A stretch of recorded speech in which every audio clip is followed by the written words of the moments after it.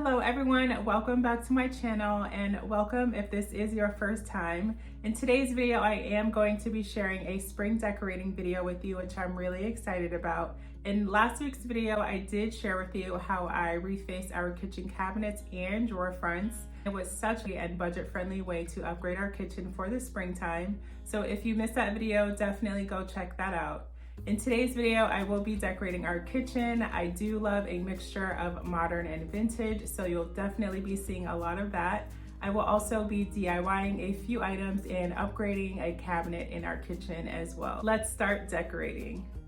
I'm going to quickly show you how I DIYed a storage cabinet in our kitchen, and then we'll start decorating. This storage piece is located in our kitchen opposite the side where our cabinets are located. We bought this secondhand about a year ago because our kitchen is on the smaller side and we needed extra storage. The one thing that we are not a huge fan of is the yellow undertone, so I am going to change the color. The inspiration behind the color that I chose is this natural organic aged brown color.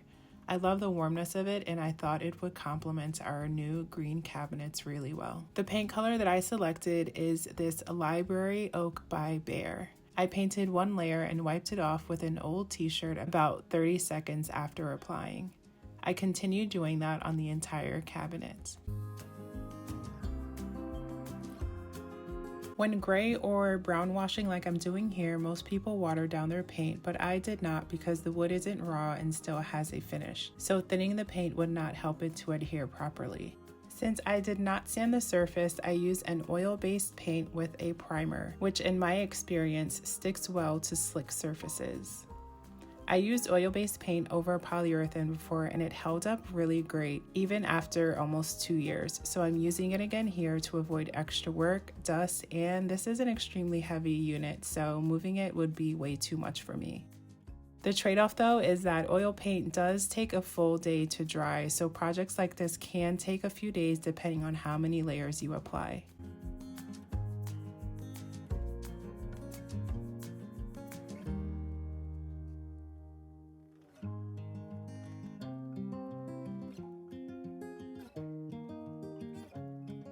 I then applied paint to the drawers.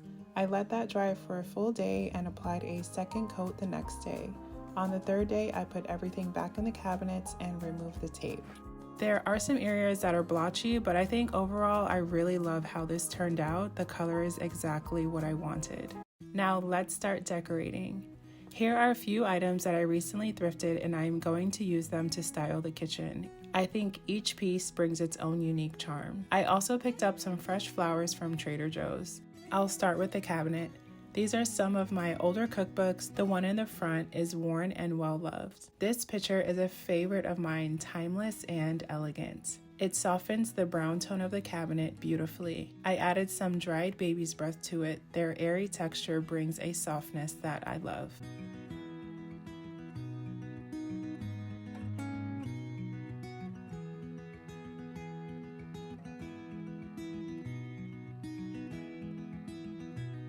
In this cozy corner is a small kitchen cart. It had a yellow undertone, so I used the same painting techniques as the big storage unit. Both the apothecary cabinet and the vintage breadboard are DIY projects of mine.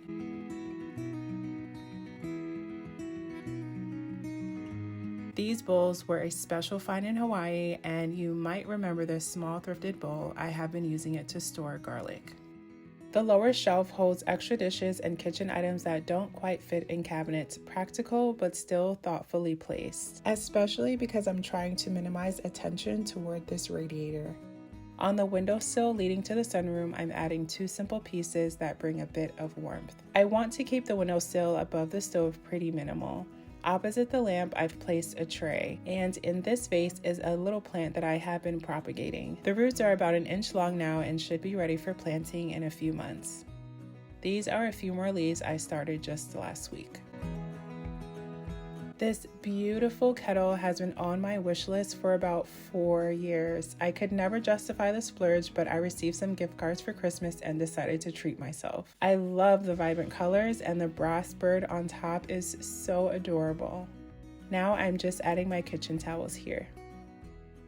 I am styling this area with a breadboard and the blue canister. I decided to place our cooking utensils on the inside.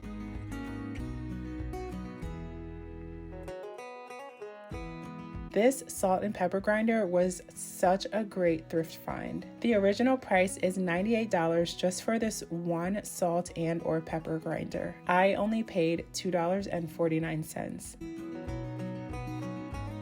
When I saw this, I thought it was so cute. I decided to place our fruit in this basket. I placed another cloth napkin that I already had on hand inside first, and then I added all of our yummy fruits.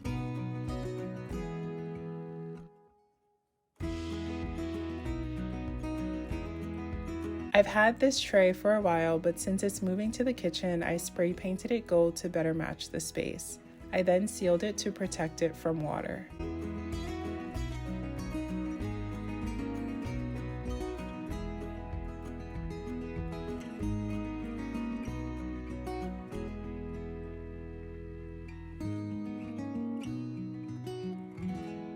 This planter has been sitting in our garage for a really long time, and I wanted to finally bring it inside. It is cracked, so I decided to clean it and glue it back together.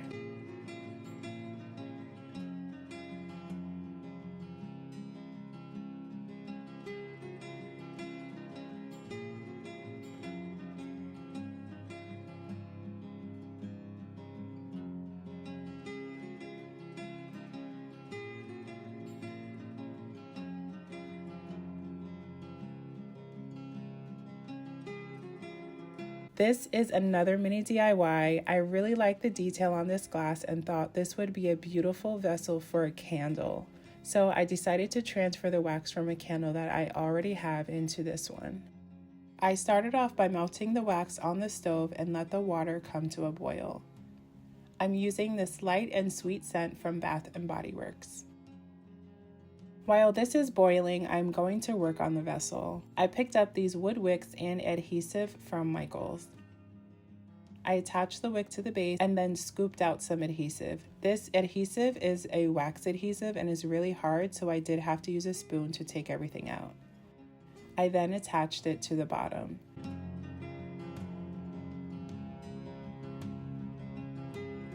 Then I cut the wick and placed the extra piece on the side for later. Now that there is enough melted wax for my vessel, I carefully removed it from the hot water. I always wear rubber mittens or something with a grip to get a really good grip on the hot candle. I let that cool for a couple of minutes, and since I did not have a funnel, I decided to make one with paper. I taped paper to the outside, folded the center, and now it's ready to easily pour into the vessel.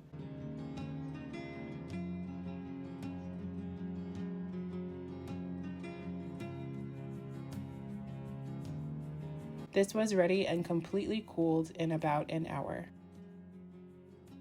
I placed both of these items on the windowsill. This vintage vase is so me. With the ribbed texture and scalloped rim, it perfectly suits my style.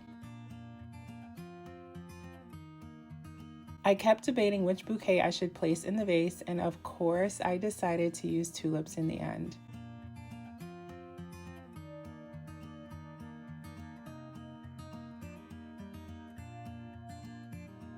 These add such a nice pop of color for spring. I then added this plant next to the cabinet.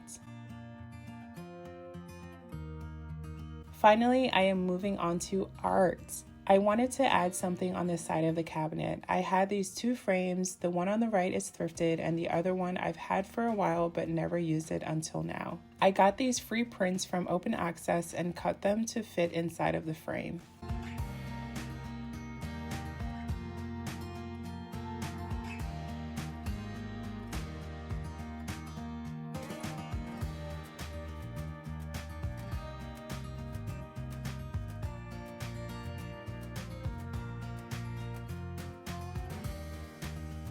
Here, I'm just trying to figure out where I want to place them.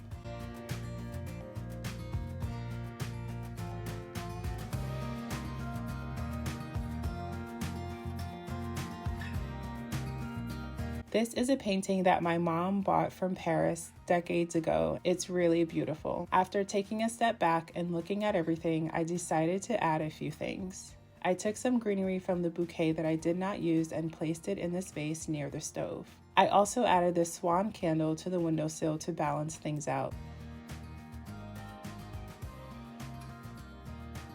I wanted to find an image in this cookbook that complements the colors in this kitchen, so I flipped through to see if I could find anything.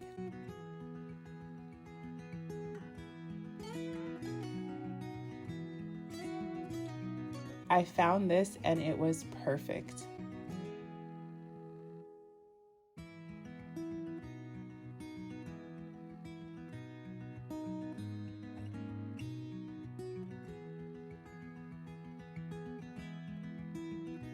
The final touch is our runner. These rug grippers are fantastic. These are my go-to to place on the edge of all of our rugs. They are the Gorilla brand.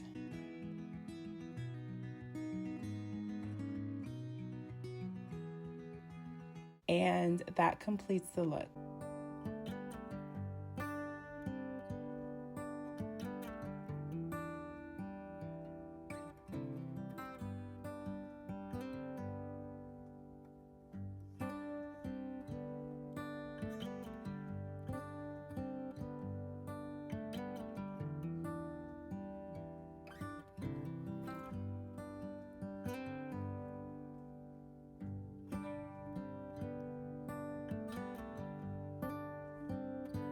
Thank you so much for watching today. I really hope you enjoyed today's video and found some inspiration to decorate your space. I'll see you in the next video. See you soon. Bye.